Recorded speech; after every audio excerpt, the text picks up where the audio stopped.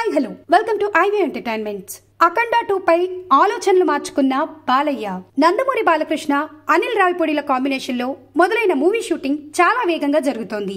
ఈ మూవీని ఎట్టి పరిస్థితుల్లో దసరాకు విడుదల చేయాలని బాలకృష్ణ గట్టి పట్టుదలతో ఉన్నారు. ఈ మూవీ తర్వాత ఏమాత్రం గ్యాప్ ఇవ్వకుండా బాలయ్య వరుస సినిమాలతో బిజీ కాబోతున్నారు.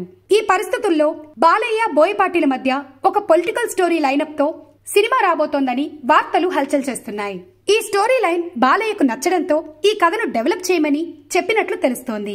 వాస్తవానికి బాలయ్య, బోయపాటి కాంబినేషన్ లో తీయవలసి ఉన్న అఖండ 2 గురించి ఇప్పటికే వీరిద్దరి మధ్య చర్చలు జరిగాయని అంటున్నారు.